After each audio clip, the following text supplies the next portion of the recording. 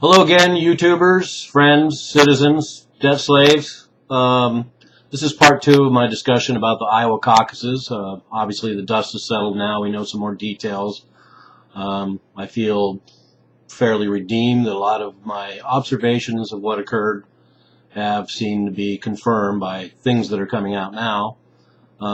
First, I want to talk about the McCain endorsement for Mitt Romney. That may or may not mean anything. For a lot of people, of course, that's pretty much a meaningless endorsement.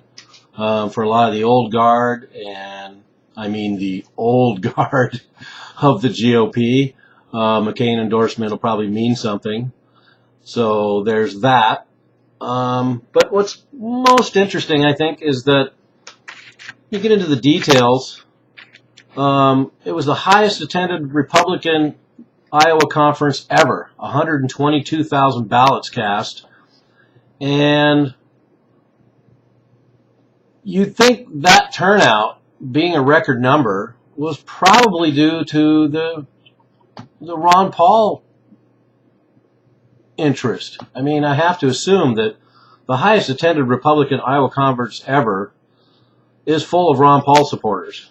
Now, it could be motivated by people that want to get rid of Obama so bad, so I don't want to discount that. But it just seems like with that amount of people attending, a record amount, that, you know, there's a surge of Ron Paul people out there. And in fact, entrance polls had Paul at 24% and in the lead. And exit polls had Ron Paul at 29% in the lead. And yet, supposedly, Mitt Romney and Rick Santorum beat him, even with exit polls and entrance polls confirming by a fairly wide margin that Ron Paul was winning. I also read an article about the probability of an eight vote difference between Romney and Santorum. I don't want to go into the details because it's just an interesting fact that the probability of an 8 vote difference between Romney and Santorum is mathematically almost impossible. So that's pretty interesting. And I also want to bring up, most importantly, I think this story about Fox News Republican strategist Dee Dee Benkie affirmed the Iowa GOP is planning to manipulate the vote by whatever means necessary in order to prevent a first-place win for Ron Paul. Okay, that's what we talked about a couple of days ago, and falls right in with my observations about what happened in Iowa. And to quote her, she said, "Ron Paul won't be allowed to win," unquote. And they also bring up the fact that they set it up so that Rick Santorum would come in second to give plausible deniability of election fraud. Another point that I brought up. One thing I did fail to mention last time is that, of course, just before the Iowa Caucus commenced, they decided to move the vote count to a secret place, purportedly because there was an Occupy Iowa threat against the Iowa Caucus. But anyway, I think it's pretty interesting that they take the votes and count them in a secret place because the Republican Party wanted to manipulate votes within their own Republican election caucus. Which brings to mind another quote from Stalin. It doesn't matter who people vote for, it matters who counts the votes. And we're certainly seeing that's very true in 1940s Russia as it is in 2012 America. Very sad comparison.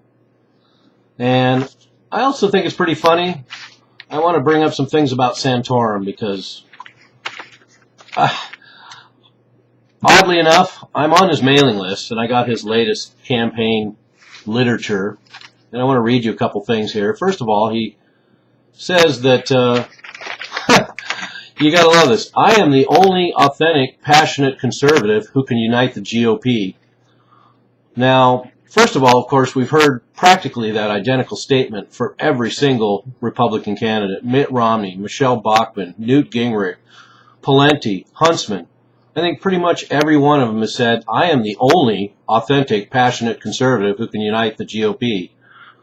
Of course, the only authentic, passionate conservative that is running is Ron Paul. So for these other people to adapt this slogan is laughable at best. He goes on to say, now is the time to act or get stuck with a bland, boring career politician who will lose to Barack Obama. Well, once again, aside from Ron Paul, that could describe all of those candidates. They're all bland, boring career politicians who would lose to Barack Obama. With the exception of perhaps Michelle Bachmann. She was not bland or boring. A little screwy, but not bland or boring. I'll give her that. And then, of course, what would a Santorum campaign ad be without the obligatory Reagan reference? I will be the most conservative president since Ronald Reagan. All right, sure. What can I say? And he also, Santorum, got the endorsement of Rush Limbaugh. That should count for a lot. Rush Limbaugh said, I love Santorum. Great campaign endorsement there by Rush Limbaugh. Fortunately, a little short-winded this time for once. I appreciate that. But I think my favorite fact is that Rick Santorum was once voted the dumbest man in Congress.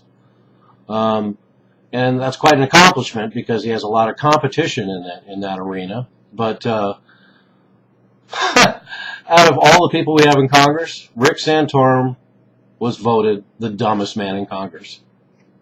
That's pretty great. I think just for that alone, I could almost switch my vote because that's the kind of people we need in Washington. So, anyway, that's my follow-up on the Iowa Caucus. And, okay, we're going to move on to New Hampshire, and we're going to see this same process duplicated over and over, I'm sure. Once again, I'd like to think that Ron Paul could snowball as more people hear his message and more people are given the chance to hear his message. That would be great. But there's a lot of forces lined up against him, so we're not going to see that.